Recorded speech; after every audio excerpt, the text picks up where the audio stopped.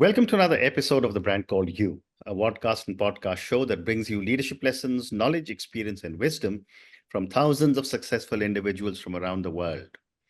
I'm your host, Ashutosh Garg, and today I'm delighted to welcome an accomplished technology AI guru from Sweden, but talking to us today from Dubai, Mr. Karl Lillrud.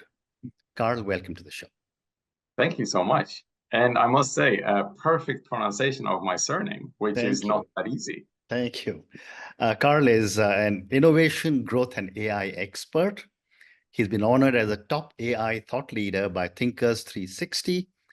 Karl has been ranked 11th among the world's top 30 speakers by global gurus, and he's an author of 9 books on AI. So, Karl, my first question to you, tell me about your own journey and when did you get interested in AI? Okay, so the journey is quite long, as you mentioned, almost 3 decades. And my journey started even before that journey, I would say, because I always been seeking alternative answers to common questions. And that's where I feel life is more fun in a way. Right. To not just go with the assumptions and the standards, because to almost everything, there is more than 2 options, right or wrong. There are most often very big numbers of options that you can choose on to actually find different paths. But my journey in AI started back in 2006. And before that, I was working from an entrepreneurship level in the e-commerce space. And I felt like we are trying to reinvent retail, but we are limiting the experience for the consumer much more than retail ever have done. We're not meeting the consumer on the consumer's expectations and demands. Instead, we're trying to force the consumer into a behavior that the platform is designed to deliver on. So that's where it all started, where I started to build smart e-commerce solutions that actually analyzed behavior and had more of a personalized customer journey, but not just the customer journey, but customer insight as well. And sorry, yeah. Go ahead, please. Go ahead. And that's where it all started. Like in the beginning, it wasn't artificial intelligence. It was drawing conclusions out of as much information as we could gather. Right. And then eventually that led to actually having some sort of recipe, which we call sort of machine learning. Yeah. Then from machine learning, we started to make more and more predictions. And eventually that led to being in a situation where we can call the system's recommendations intelligent. Very interesting. And, you know, in your book, Your Second Wave, Evolve or Go Extinct, you emphasize evolution. Yes. How do you suggest companies evolve with AI? So the greatest challenge that I see, and this is something that I do on a daily basis, I work hands-on with companies that feel like AI is obviously a thing, but they feel like we don't know where to start. We don't know how to actually get started, because it's not one thing, it's so many things. So where should we even start addressing the topic of AI from a corporate level or from a startup level, depending on what type of company or what size the organization is? So the question is more difficult than most people understand, because you need to understand what area of interest your type of product or your type of organization would be applicable to. Like, what is it that we should start with? Not how can we incorporate AI? Because if we look at the CXO level, I would say that almost all CXO levels in the world now feel like, okay, so we need to be able to tell our customers or the market that we are also using AI. Hmm. And I think that almost all companies can actually say, yes, we're using AI. You can Correct. implement small solutions into this enabling landscape of tools and say, yeah, we have an organization that's using AI. Well said. But, well said. But there's so much more to it. And that's where the work I come into play, where we look at the organization and we say, okay, so instead of just using tools, you have this information that you own. How can you use this information to actually create something that is far better than your competitors? Well said. The other aspect that I wanted to get your perspective on was AI and the customer. And when I was reading about you, I was fascinated to learn that AI can also help businesses predict and adapt to changing customer behavior. Yes, I'd love absolutely. to get your perspective on this. So one thing that is a quite big challenge is to actually stay ahead of the curve. And many, especially really large organizations, are not interested in staying ahead of the curve. They leave that to the startups and the early adopters. And then when something has been validated enough, they feel, okay, so it's good for us to actually invest in this space. But it's not always about staying ahead of the curve. From a consumer point of view, I expect to be given the support that I expect. But I don't want to express what my expectations are. I want whatever provider there is to actually understand how they can support me in the best way. Very interesting. And this is something that can be done by analyzing massive amount of information. And analyzing massive amount of information, we know, is difficult for people, humans, to do, because at some point we get overrun with data in a way, and then we get emotional stress, or in other way we make assumptions that doesn't incorporate all the data. Very interesting. So on the one side, Karl, there is customer behavior. On the other side, there is customer experience. And it is often said that CX, or customer experience, in the next 10 years will be a $1 trillion business. How do you see AI improve customer experience in both B2C and B2B environments? So again, let me start, because I want to make sure that the listeners actually understand the difference here. First, we have customer experience, which is the really hot potato, if we may call it. Correct. Customer experience is so much more than what most people actually understand. It's the entire cycle of everything that happens when a customer interacts with you. But it's also what happens before they interact with you and after they have interacted with you. It's the full cycle. And for that to be possible, you need to actually own the narrative and actually be able to make sure that you support them even before they ask for the support.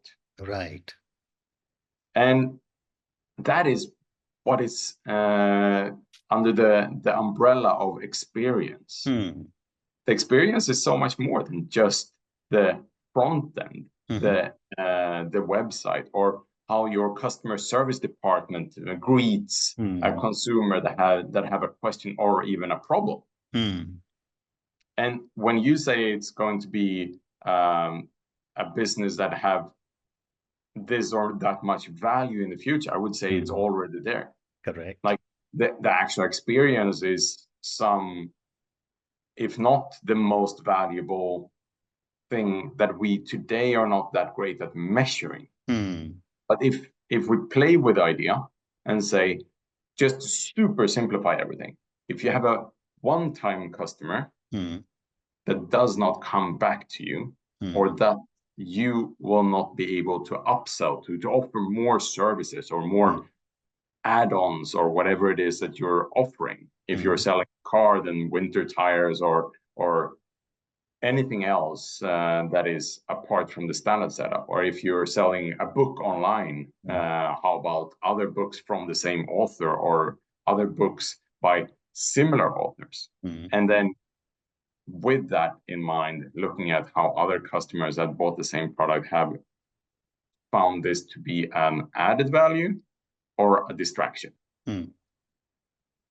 If you're looking at your customer base and you see that more than X% is not returning, and this comes down to what type of product you're selling. So I will not give a certain percentage as good or bad, because maybe you're not buying a car every day, but maybe you buy a book every week, as an example.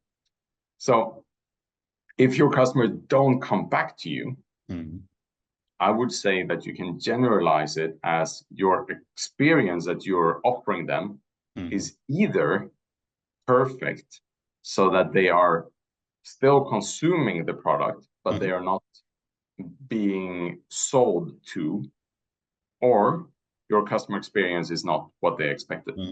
Great response. Great response. Thank you. Let's shift gears a little bit and talk about some of the ethical considerations that organizations should keep in mind when developing AI systems. What are your thoughts? To start with, what we have seen, depending on how much you look into the space of artificial intelligence, is that it all comes down to training data. And if we look at this from a high level perspective, we can play with the assumption that some AI systems have been trained on all the information that have been digitized. Everything that is accessible, some models, we can assume that they have accessed and used as training data. But depending on where in the world you are, that doesn't actually add value. Like, for example, if you come from a small country, then that country in its own language have not produced as much information as, for example, India or USA or China. And thus the training model will emphasize its assumptions, let's call it assumptions, or intelligent response, more towards where it's been taught more based on the training data. And then the other thing that we look at, and this depends on what type of artificial intelligence model or system you're choosing to invest in or look into. Another thing is the bias view from an AI. Because even though it's been trained on massive amount of information, that might be coming from a direction based on sets of regulatory measurements made by the platform. And these regulatory measurements made by the platform or the developer or the company behind it, or maybe the authorities in this particular country, in very short time, we will probably see that, might be biased. And we users, end users, consumers, might not actually be given the information about how it's been limited in its reasoning. Like, for example, if we play with the idea that the EU Commission, the Data Act and the AI Commission from an EU perspective decides that all the AI tools needs to be designed to do good. Right. We just play with that as a concept. All the companies will then be forced to incorporate rules that make sure that whatever response it is, it's a positive response. I understand. How would that affect us in terms of trusting the information that we receive? Because in some situations, even though I'm asking a question, I might be asking a question about something where I need it to be honest and give me a negative response. Something that might not do good, but maybe the background in relation to this, maybe let's think of it as the world war or something like that. Right. The background data from that point of view is not positive. I don't think we have many stories from any of the world wars, one or two, that we can say like this was a good thing for the world. Correct. Well said. One other perspective I wanted to get from you was the use of AI when it comes to sustainability. How can AI be used to drive sustainability efforts in business? And if you have an example of where you have worked with someone on sustainability, do give me the example. Of course. I have a bunch of examples, and I will try to simplify them and also to protect my clients from a non-disclosure agreement. I don't want any names, of course. Yeah. So from a sustainable point of view, one thing that is always difficult in this space is managing data sets, which we already covered. This is where artificial intelligence really have its way of blossoming, because it doesn't come into having a biased point of view from numbers. And just to draw a parallel, Bloomberg is a very big company in the financial market, which collects historical data sets of stocks, bonds, financial instruments, and so on and so on. All the data that they have historically can't be questioned because it's just been recorded. It's not something that someone writes down. It's an actual fact. So using Bloomberg GPT to ask for data will respond in honest truth, the actual data. And with that, we can make more logical assumptions than if we ask an AI model that's been trained on every information that can be accessed around the world. Right. Because if you go to, let's play with the idea of one of the biggest players in this space and say, I ask ChatGPT a certain question. When I ask that question, it will respond to me first thinking about, okay, what persona or what character should I respond as? And if it doesn't do that, it will respond as if it's a car salesman, as at the same time as if he or she would be working as a seamster, as well as being an entrepreneur, a teacher for second grade school, and so on and so on. So by defining what it is that I'm looking for, not just the question, but in what type of character I want the AI model to respond, I will get much more detailed answers. Amazing. But Thank you. it's still trained on any and everything. So what we see in quite large extent is that we receive responses that have a layer of not lies, but hallucinations, meaning you can't always trust it because it's instructed to always give you a response. Like we talked before, if some authority in the world decides AI is only allowed to do good, right now, good from an AI point of view equals a positive response, not a negative or a positive, but a response to your question. And if it doesn't have the answer, it will make an answer up. Yeah. Well said. Well said. And Karl, given how AI and its different applications seem to have pervaded every part of our lives, and governments are still trying to figure out how to regulate a lot of this AI, I wanted to ask you, what role will regulation play in the responsible development and deployment of AI? Yeah, this is an extremely interesting topic. and a very challenging one. Mm. Because if we look at some of the regulations that we have seen in the past, Mm. they are not enabling development and entrepreneurship. They are limiting it. Some of these laws have not been updated in time for the IT market. As the market itself or the industry is moving faster than the regulations are able to update their regulatory definitions.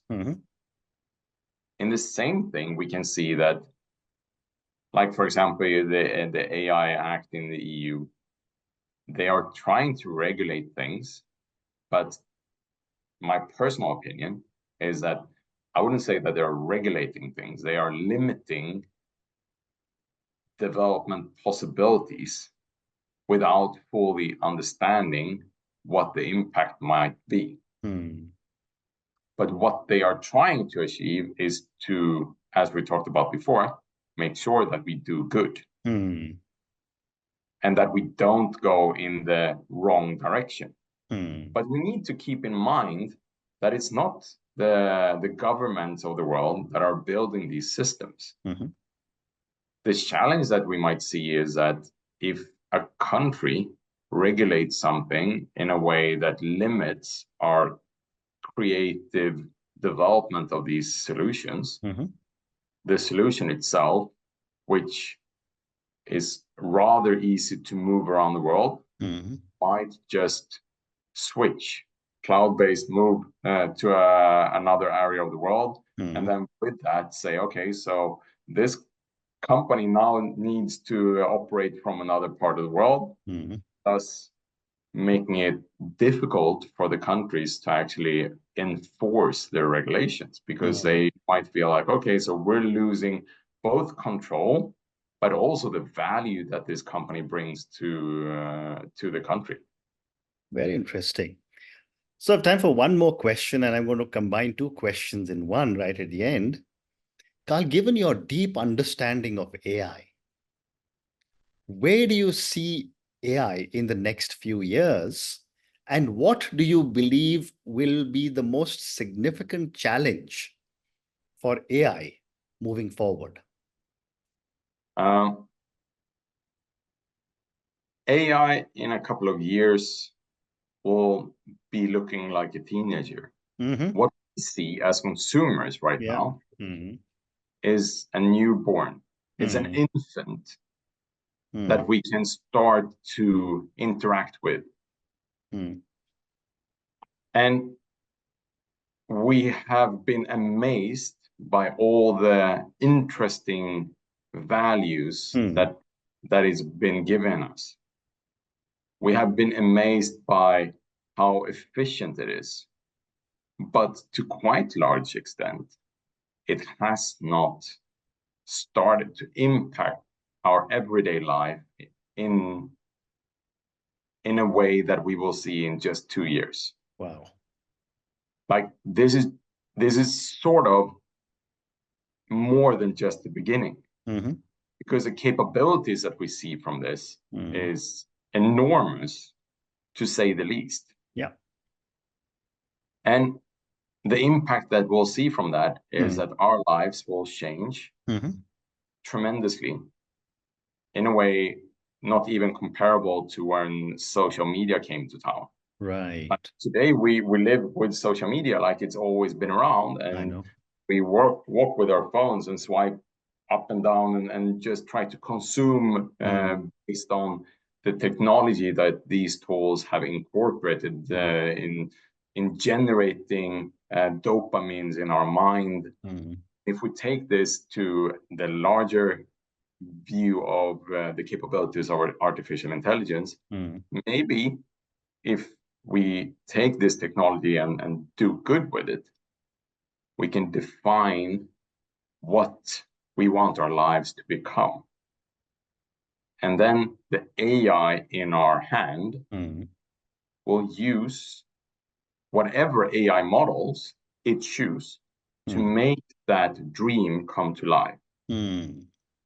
to redesign our lives for Yeah. us. Yeah. Well said. But the big challenge here is, okay, am I ready to hand over my life to a model? That's true. And that will be the no longer the billion, but maybe the $1 trillion question. But on that note, Karl, I just want to say this has been such an amazing conversation on AI. I wish I had much, much more time, because to be able to even get a few points from you has taken this much time. And you obviously have such an amazing reservoir of knowledge on the subject of AI. We did manage to touch a few topics on customer behavior and customer experience.